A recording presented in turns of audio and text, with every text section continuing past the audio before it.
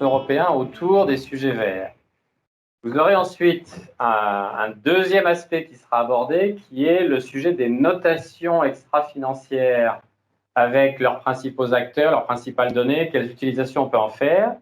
Et ce sujet vous sera présenté par Jean-François Véron, qui, à la Société Générale, s'occupe de Rating Advisory, traditionnellement de crédit. Certains d'entre vous l'ont sans doute déjà vu faire des présentations chez nous sur le crédit. Et là, ce sera sur la partie notation extra-financière.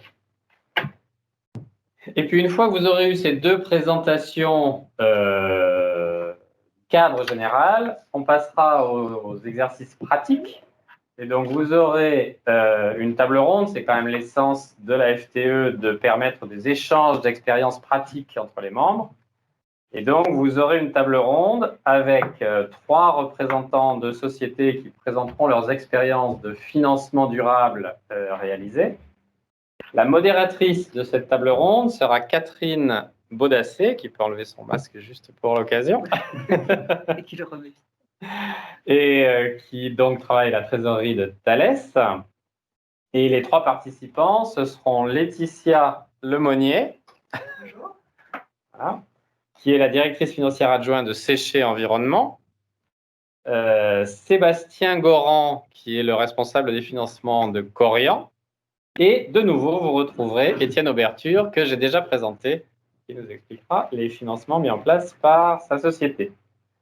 Voilà, donc juste une petite précision. Les questions sont évidemment les bienvenues.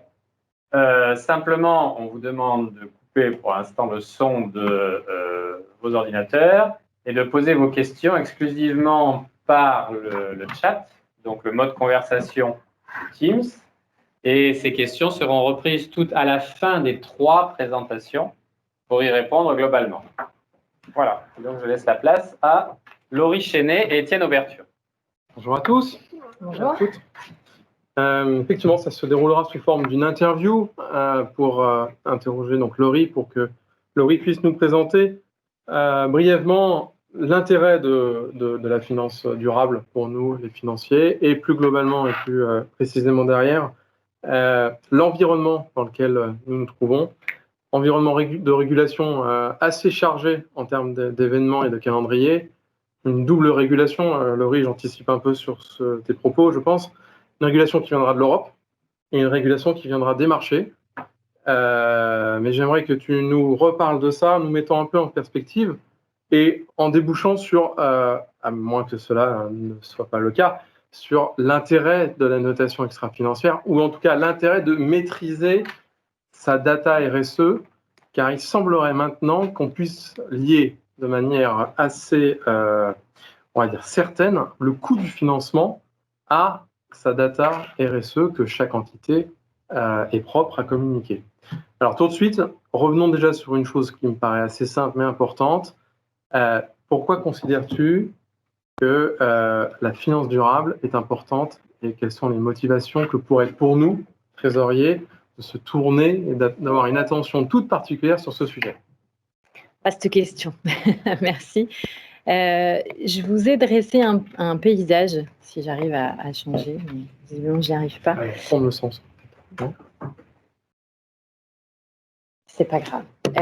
Un paysage un peu large. Je voulais commencer par vous parler du fait que je pense qu'on est à un moment charnière en matière de finances vertes, puisque on arrive un peu à la rencontre entre une série de contraintes. Alors, on l'a évoqué, régulateurs, marché, pression sur des business models et d'opportunités encore, puisque c'est un sujet qui reste un sujet de niche ou d'innovation. En tout cas, il y a encore plein de choses, on en parlait tout à l'heure, il y a encore plein de formes nouvelles en développement.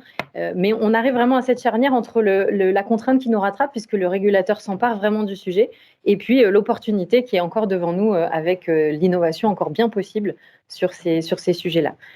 Peut-être commencer par le cadre réglementaire, voir un peu où est-ce qu'on en est, si on peut essayer d'avancer.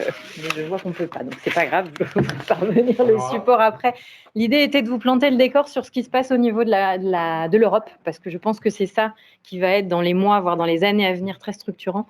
L'Europe s'est complètement emparée du sujet de la finance verte et de la finance responsable au sens large. On parle beaucoup de green, mais je crois qu'il faut parler de finance responsable plus globalement. Et elle a dressé en mars 2018 la suivante, s'il vous plaît. Merci, génial. En mars 2018, elle a mis au point son plan d'action pour le financement d'une croissance durable. Donc, c'est toute une série d'initiatives.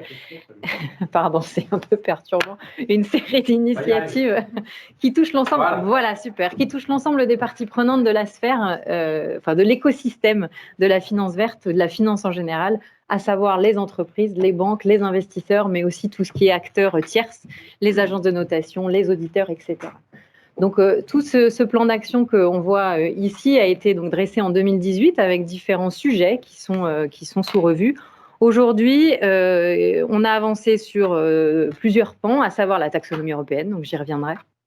Le sujet du disclosure, vous êtes déjà contraint à une série de directives ou de réglementations en la matière, mais l'Europe, en tout cas, s'est complètement emparée de ce sujet-là. Et puis la partie label, notamment avec le Green Bond Standard, c'en est un. Mais c'est vraiment l'actualité du moment. On a des consultations qui sont déjà ouvertes d'ailleurs sur le sujet. Et ça avance et ça va encore avancer dans les 2-3 prochaines années. Donc ce sujet régulateur devient aujourd'hui un des sujets majeurs en termes d'impact sur nos écosystèmes.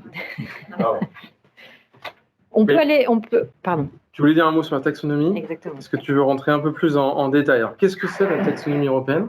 Alors, la taxonomie européenne, pour essayer de faire rapide, c'est une liste des activités environnementales reconnues comme étant à contribution environnementale au niveau de l'Europe. Donc, c'est une sorte, faisons simple, de dictionnaire qui vient reprendre l'ensemble des activités par code NAS et vient déterminer une série de seuils ou de critères, en tout cas, d'éligibilité pour fixer et définir qu'est-ce que veut dire demain une activité verte dans sa définition. Donc, c'est une série de seuils et de critères d'éligibilité ou de définition qui aujourd'hui ont été définis sous un angle climat uniquement. Donc, on a toutes les activités couvertes sur une finalité de lutte contre le changement climatique et d'adaptation au changement climatique. On attend les actes délégués pour la fin de l'année, comme on le voit ici sur la roadmap. Les actes délégués sont des actes qui juridiquement se déploient concrètement et s'imposent à nous. Ce qui veut dire que l'ensemble des entreprises vont devoir faire ce reporting taxonomy compliant, si je puis dire, d'ici la fin de l'année prochaine. Donc, c'est quelque chose qui arrive très rapidement. Les autres objectifs environnementaux, à savoir l'eau, les déchets, la prévention, tout ce qui est économie circulaire notamment, seront traités dans un second temps. Second temps veut dire 2022. Donc, on parle aussi de quelque chose d'assez rapide. Et vous voyez que le régulateur, sur toute la dimension environnementale, aura une palette d'outils disponibles d'ici 2022. Le social est considéré, en tout cas pour les années suivantes. On n'a pas encore de visibilité sur l'agenda. Très bien. Alors, donc, si on continue un peu dans la compréhension de ce qui se passe, côté marché, est-ce qu'on a une régulation? Est-ce qu'il y a des forces qui peuvent aussi agir ou on continue dans la régulation vers de l'Europe? Est-ce que tu veux dire peut-être un mot sur les derniers... Côté marché, j'ai envie de dire que ça va presque un cran plus rapide, si on peut appeler ça comme ça. Le marché était au début la source initiale de la demande sur la finance verte. C'était le côté investisseur et marché qui a été à l'initiative, avec différentes, je pense aux Green Bond Principles, et d'autres instances de place qui ont permis de faire avancer le sujet. Là, on voit que le régulateur revient sur la dimension green très fort. Là où, du coup, les instances, le marché continue aussi à avancer. Une nouveauté qui va vraiment impacter aussi les opportunités de finance responsables et vertes dans les mois et années à venir sont les Sustainability Linked Bond Principles, me semble-t-il, et différentes nouvelles émissions qu'on a pu voir. Vous avez peut-être entendu parler d'opérations, d'Enel, Novartis. Ça, c'est du public, c'est pour ça que j'en parle, mais on en parlera encore mieux après dans la table ronde avec les intervenants Séché et Corian qui ont pu faire appel à ce type de financement où on utilise un set d'indicateurs. On est sur du General Corporate Purpose en financement. Et donc là, on voit que le marché va un cran plus loin que du fléché qu'on voit par cette taxonomie qui cible vraiment des activités vertes par nature. Tu parlais de la taxonomie. Est-ce qu'il y a d'autres éléments de la régulation, je pense à l'information extra-financière, qui sont aussi dans la roadmap de l'Europe? Ouais. Est-ce que tu peux nous en dire un mot sur ces activités? Effectivement, la directive sur le reporting extra-financier en cours de révision, donc ça aussi au niveau de l'Europe, On attend du coup une série de mises à jour. Alors c'est surtout dans le fait que les seuils vont être abaissés à nouveau sur les entreprises éligibles ou soumises en tout cas à cette directive, notamment en termes de chiffre d'affaires d'employés. On aura de plus en plus d'entreprises et à terme certainement toutes contraintes à ce reporting extra-financier. Là on parle d'un peu plus loin, on est sur de 2024 sur des chiffres 2023. Ce qui arrive plutôt en reporting extra-financier, c'est vraiment le reporting taxonomie quelque part, où là c'est dès l'année prochaine qu'on attend ça. Alors, les régulateurs et superviseurs au niveau ESMA et sont vraiment, je dirais, complètement sur ce sujet. Ils se préparent dès le début de l'année à publier des directives en la matière, enfin plutôt pour l'application de ces actes délégués au niveau ESMA, de pouvoir donner des lignes directrices, des KPI notamment, sur comment rendre compte de son alignement taxonomique. Oui, parce qu'une des nouveautés, ça sera que les agences de notation, sur la partie extra-financière, vont être désormais régulées par l'ESMA. Alors c'est pareil, ça c'est un travail de longue haleine. Ça fait longtemps, ça commence il y a quelques années en arrière où le HLEG poussait déjà cette volonté d'avoir une régulation des agences. Aujourd'hui, c'est pas le cas, effectivement. C'est pas encore disponible, et pas encore normé. Dans le cadre du Green Bond Standard, on évoque une période un peu transitoire de 2-3 ans, le temps que l'ESMA s'empare aussi de ces sujets-là, pour tout ce qui est vérification externe, notation, opinion sur ces sujets. On parle d'une période transitoire qui serait un peu market initiative, à l'instar de ce qu'on peut voir au sein de l'ICMA.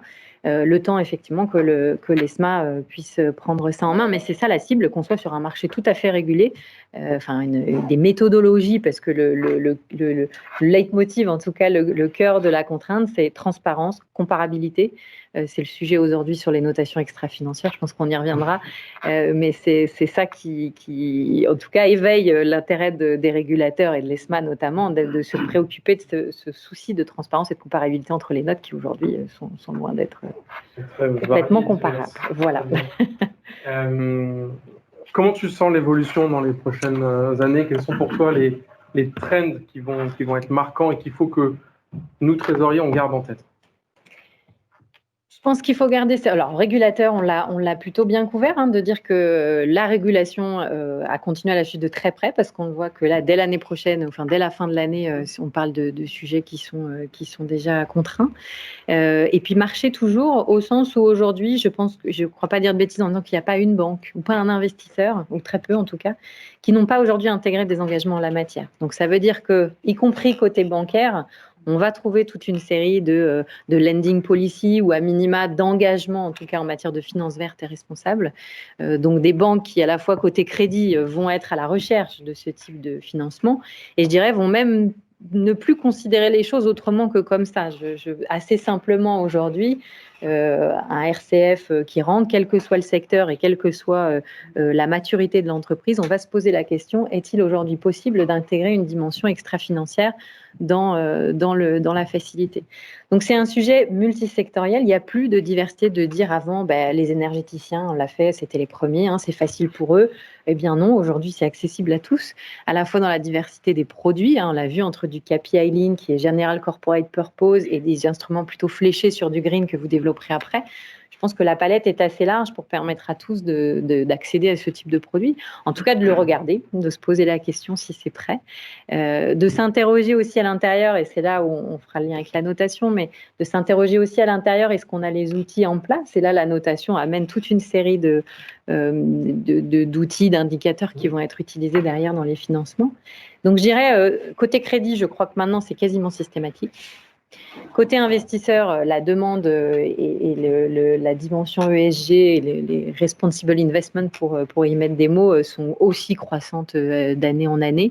Donc on n'imagine pas demain, on le voit même dans les notations extra-financières d'ailleurs, l'imbrication et la consolidation du marché entre le crédit et l'extra-financier nous amène à dire que voilà, toute la sphère se tourne vers une intégration complète, un mainstream, si on peut l'appeler comme ça, de l'extra-fi dans le fi, pour que demain, dans tout produit d'investissement ou de financement, on puisse trouver cette dimension-là. Je pense que c'est des sujets qui deviennent mainstream assez forts, sous un angle risque au départ, sous un angle opportunité aussi. Il y a des vrais intérêts, je pense que c'est une note aussi qu'il faut souligner et qui sera certainement développée, au-delà de la contrainte externe. Là, on peut revenir sur la toute première slide, pardon, l'ordre n'est pas des plus pertinents. Et je pense qu'il faut cette charnière, elle est importante, mais il y a encore des opportunités, en tout cas. Regardons pas ça que sous l'angle régulateur et contrainte. Il y a encore vraiment des choses intéressantes à faire. C'est-à-dire qu'on est un peu à la croisée des chemins entre une standardisation des marchés, et donc des briques qui vont bouger comme ça, et des forces et des appétits qui sont assez forts. Donc il faut être conscient, et en même temps, il faut avoir conscience que ça peut se faire qu'avec la data extra-financière que nous, émetteurs, on est amené à communiquer. Donc pour toi, demain, sur le marché de la notation extra-financière, je crois que tu reviennes un peu sur si on prend l'exemple du EU Green Bond Standard, comment ça pourrait évoluer les choses? Est-ce que la notation va devenir importante, ou est-ce que le standard va suffire en lui-même? Alors, le standard fait appel à un souci de cohérence. Enfin, le standard reflète déjà ce que le marché attend. Ça, je crois que c'est un premier point. Il est parti d'un constat, c'est donc le Technical Expert Group au niveau de la Commission européenne qui a élaboré ce standard, qui est parti d'un point intéressant qui était de regarder quelles étaient les barrières à l'émission d'un green bond. Et parmi tout ça, d'en arriver à dire, OK, quelle solution on peut mettre en œuvre dans ce standard pour que demain, développer ce marché de la finance verte via les green bonds.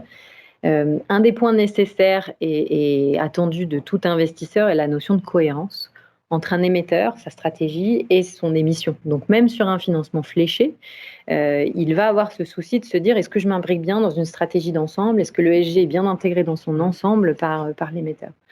Donc, je dirais strictement, on n'attend pas dans le Green Bond Standard une notation. On attend en revanche d'être au fait sur sa stratégie ESG, d'être au fait sur ses engagements et de voir comment s'imbrique le financement dans une stratégie d'ensemble. La cohérence qu'on a aussi sur la gestion des externalités au sens large. C'est pas parce qu'on fait une éolienne qu'on peut pas avoir des externalités environnementales et sociales par ailleurs.